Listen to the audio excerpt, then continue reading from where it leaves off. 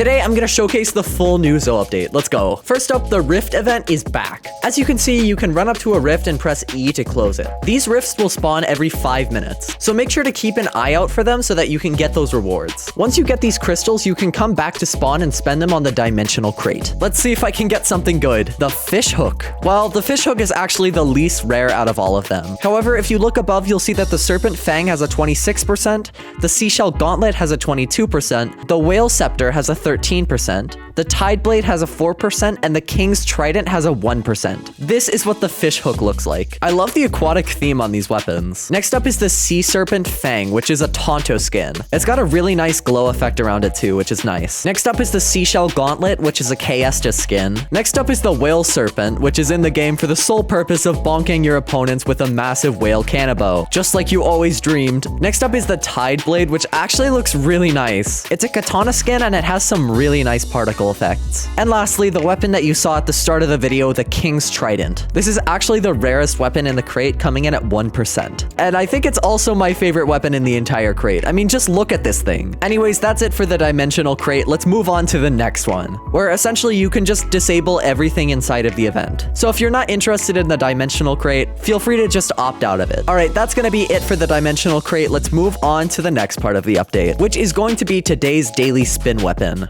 the space fragment. And boy, does this thing look cool. I love the effects on it. It has these cool symbols spinning around on the handle, and coming off of the handle is one of the coolest particle effects I've seen in the game. Next, they've added 6 new yen skins. The first one is the baguette. This thing is such a meme skin, I love it. This can be purchased for 500 yen. This is a Naginata skin, and it can be purchased for 500 yen. Next up is the kendo practice sword. Kind of an interesting concept for a katana skin, and it's only 500 yen. Next up is the meat stick. This is a cannonbow skin, and it can be purchased for 1,000 yen. Next up, we finally have a fist skin for the Kestis. You can finally just like punch your opponents, which is so funny to me. It's a Kesta skin, and it can be purchased for 2,000 yen. Next up is a skin that I've been suggesting for a really long time. They finally added a spike ball to the game. However, they've actually called it the flail. I don't know why they called it flail, but I'm happy that it's in the game. This skin is currently in the shop for 4,000 yen. And finally, the king's blade. Once again, this is a pretty cool weapon skin. Definitely very royal colors. Now, this one is significantly more expensive than all of the other ones combined, coming in at 75,000 yen. Next up, they've added the arcane lotus to the shop. Sadly, I wasn't able to get footage of this, but I've heard it looks really nice. Lastly, the chainsaw event is here for 1 more week, so make sure to grind it while it's still here. All right, that's it from me. If this video helped you out, feel free to subscribe for future update videos. Peace.